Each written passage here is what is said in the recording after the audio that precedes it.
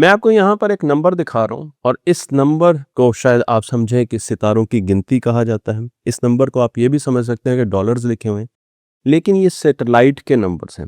16 trillion satellites space में छोड़ी जाएंगी ताकि हम सूरज की रोशनी को मदद कर सकें। हम सूरज को उसकी रोशनी को इंजीनियर करने जा रहे हैं। अगर आपको ये बहुत दूर की बात लगे तो मैं आपको बता दूं कि ये प्लान पीयर रिव्यूड है। इसे और लोगों ने जिन्होंने बनाया, उसके अलावा और लोगों ने और कंपनी ने और फर्म्स ने भी देखा है और उसके साथ इस प्लान को फंडिंग भी मिल चुकी है और साथ साथ इस प्लान की टाइमलाइन भी आ चुकी है। तो ये ऐसी बात नहीं है कि ये प्लान बहुत दूर की बात है, ये प्लान आज की बात है और इस पर काम शुरू हो चुका है। मेरा नाम है दीन इम्तियाज और आप देख रहे हैं तख्ती ऑनलाइन।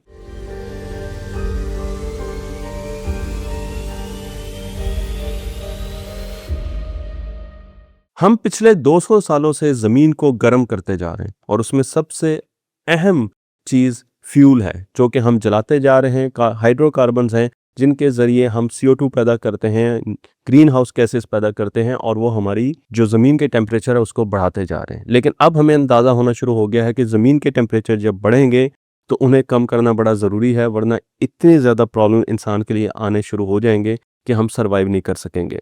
हमें ज़मीन को दोबारा ठंडा करना है। अब ज़मीन को ठंडा करने के लिए बहुत से तरीके इस्तेमाल किए जा रहे हैं। उनमें से एक तरीका ये है कि हम सूरज से आने वाली रोशनी को किसी तरीके से कंट्रोल करें और सूरज की रोशनी को कंट्रोल करने के लिए हमें स्पेस में जाना होगा। तो मैं आपको लेकर चलता हूँ इस आइडिया के बानी की तरफ, जिनका नाम है रॉजर एंजल। रॉजर एंजल एक ऑप्टिकल इंजीनियर हैं। इन्होंने यूनिवर्सिटी ऑफ एरिज़ोना की जो बहुत बड़ी टेलीस्कोप थी उसके लिए 8.4 मीटर का जो मिरर था उसे बनाया। और जब इन्होंने ये मिरर बनाया और उसके साथ साथ जब इन्होंने रिसर्च की तो इन्होंने सोचा कि अगर मैं रोशनी की एक किरण को कंट्रोल कर सकता हूँ तो फिर मैं सूरज से आने वाली किरणों को कंट्रोल क्यों नहीं कर सकता। ये आइडिया पहले भी आ चुका था, लेकिन उस आइडिया में और इनके आइडिया में एक खास फर्क था। उस आइडिया में जो पहले साइंसदानों ने दिया उसमें एक स्ट्रक्चर दिखाया गया था जो कि ज़मीन और सूरज के बीच में रखा जाएगा। तो या तो वो स्ट्रक्चर ऑन होगा तो ज़मीन तक सूरज की रोशनी नहीं पहुंचेगी, और या वो स्ट्रक्चर ऑफ होगा तो ज़मीन तक सूरज की रोशनी पहुंच जाएगी, एक स्विच के तौर पर काम करेगा। इन्होंने सोचा कि नहीं, हमें इसे मॉड्यूलर बनाना है और इसलिए इन्होंने छोटे छोटे स्पेसक्राफ्ट का इस्तेमाल किया। सोचा कि हम उसे इस्तेमाल करेंगे और 16 ट्रिलियन स्पेसक्राफ्ट की बात की इन्होंने कि उसके ज़रिए हम सूरज के कुछ हिस्से को कवर कर सकते हैं। एक स्पेसक्राफ्ट तकरीबन 60 सेंटीमीटर चौड़ा होगा, इसका वज़न 1 ग्राम होगा और ये बहुत ही लाइट वेट होगा। इसे लंग्रांज पॉइंट L1 पर रखा जाएगा। अगर आप लंग्रांज पॉइंट के बारे में नहीं समझते तो मैं आपको बताता चलूँ, तस्वीर में भी आप देख सकते हैं कि ज़मीन के गिर्द लंग्रांज पॉइंट्स होते हैं। सूरज और ज़मीन के बीच में L1 पॉइंट है। यहाँ पर इन 16 ट्रिलियन स्पेसक्राफ्ट्स को या छोटे-छोटे पर्दों को रखा जाएगा, छोटी-छोटी डिस्क्स को रखा जाएगा और फिर उन डिस्क के ज़रिए हम सूरज की रोशनी को कंट्रोल कर सकेंगे। हम सूरज की रोशनी को सिर्फ 2% कंट्रोल कर सकते हैं। लेकिन अगर हम ये 2% भी कंट्रोल कर लेते हैं तो आज ज़मीन पर जितनी CO2 है, अगर CO2 इससे डबल भी हो जाए तो टेम्परेचर इतना रहेगा, टेम्परेचर नहीं बढ़ेगा, क्योंकि हमने रोशनी को कम कर दिया है। तो जो हीटिंग का सोर्स था उसे कम कर दिया, इसलिए अगर CO2 बढ़ती भी जाएगी तो अब टेम्परेचर ज़मीन का नहीं बढ़ेगा।